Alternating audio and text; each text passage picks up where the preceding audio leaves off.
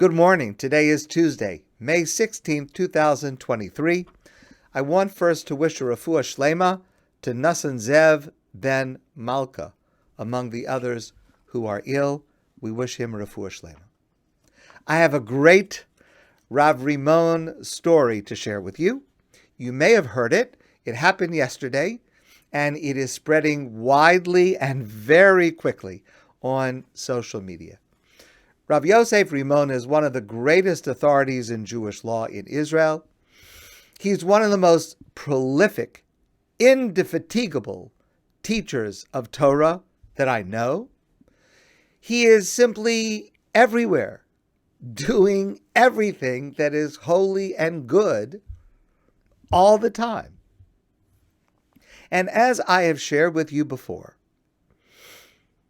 Rav Rimon has an exquisitely developed sense of humanity and sensitivity.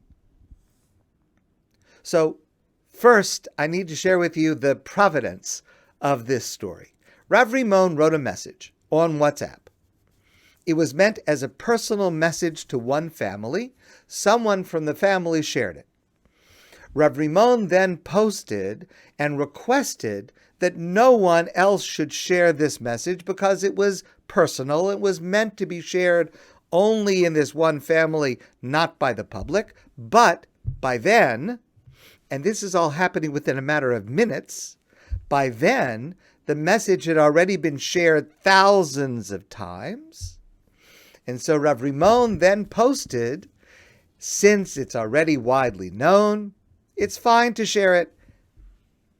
And he removed his objection to sharing this message. That's why I'm sharing it with you today. He did write, when he removed his objection, he wrote, "Halavai, I wish that if something of mine had gone viral so quickly, it would have been about the Torah teaching that I did, or about the books in Jewish law that I wrote, or maybe about the acts of kindness and compassion that we do with the Ethiopian community in Israel, or maybe it's with the things that we do for the soldiers in Israel. Okay, but if this is what it is that gets the attention, fine, that's what it is." He removed his objection, and I am sharing the story with you now.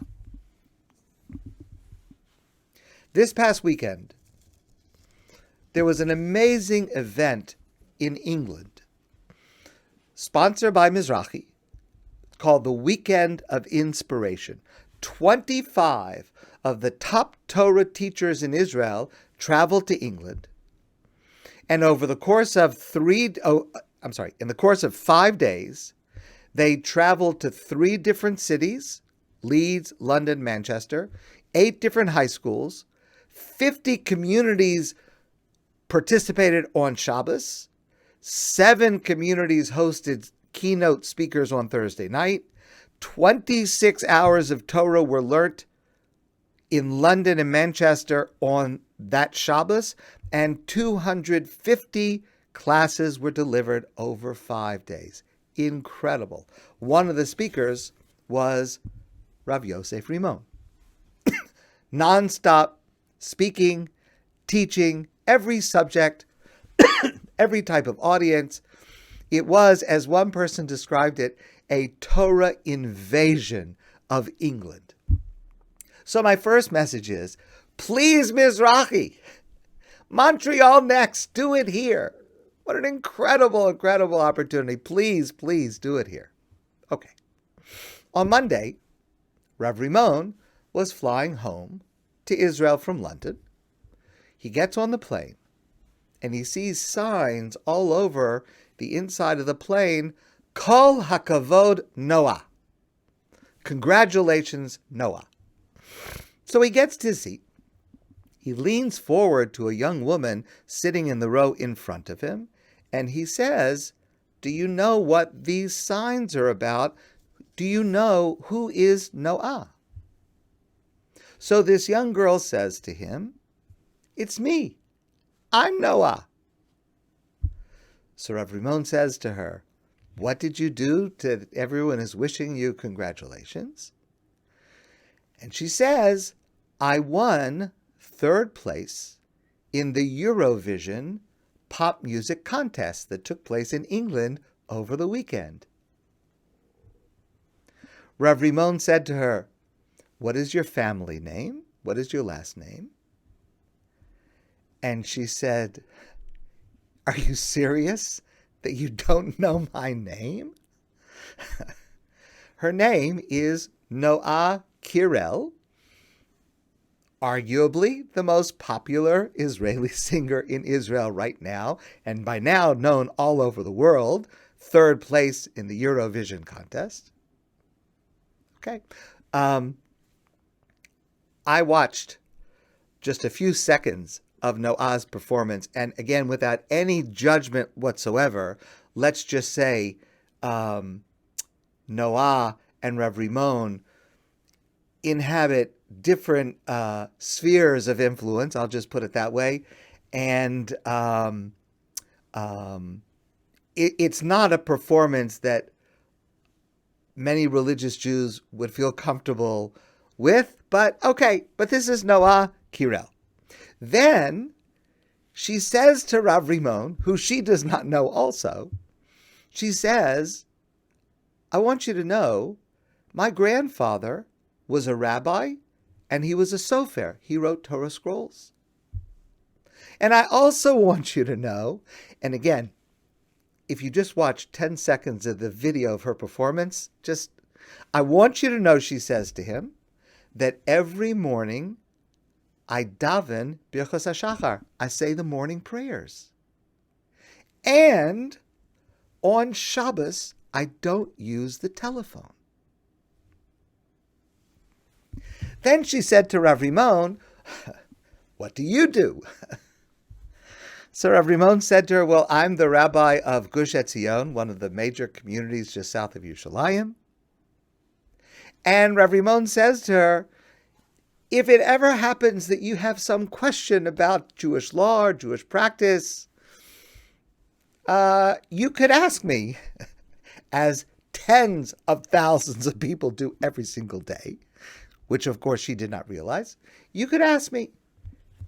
And Rav Rimon reports that she became emotional and excited, and she asked for Rav Rimon's phone number in order to stay in touch with him, and she took a selfie of Noah herself and Rav Rimon. So that's what went viral, this selfie of two people you might not think would ever be in the same photo, Noah Kirel and Rav Yosef Rimon. Okay, that's the story. So several takeaways from this story. First of all, just to speak about Noah, who I want to confess, I don't know anything about her other than what I read in the story and watched in about 10 seconds of the performance. So I really don't know very much, but the story certainly shows a lot about her character. She must have been on cloud nine after this performance, and she's coming home and she expresses no ego.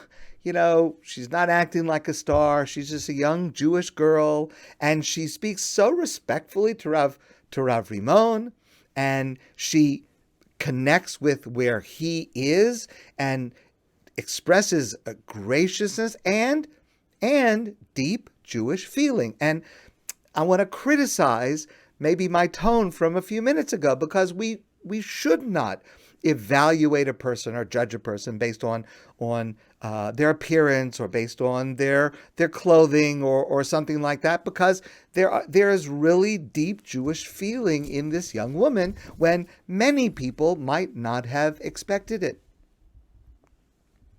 Another lesson that comes from a colleague of mine: the next time you're on a plane or a train or a bus or a subway, introduce yourself to the person you're sitting next to. Even if you look different from each other, even if you're both listening to your own headphones or you're involved in your own task, follow the advice of our rabbis in Pirkei Avos. Hevi mekabeles kol ha'adam b'sever panim yafos. Greet each person with a pleasing, nice expression. Then you can go back to your headphones, you go back to what you're doing. But say hello. You'll never imagine what might happen just from a simple hello. Who are you? Where are you going? I'm so-and-so. I'm going here. That's it. You can do an amazing thing. But lastly, the message that Rav Rimon draws from this encounter, and the reason that he ultimately allowed this story to be told. He says, our mission in life is to be people who are pleasing and gracious to others, to every single human being, especially to our brothers and sisters who are Jewish, but to every single being.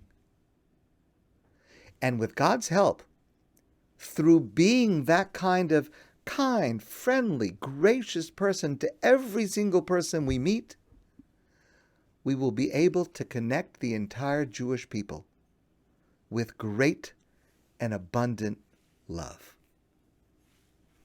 Rav Yosef Rimon and Noah, third place at Eurovision this year. My friends, I wish you a great day, and I look forward to seeing you soon in person.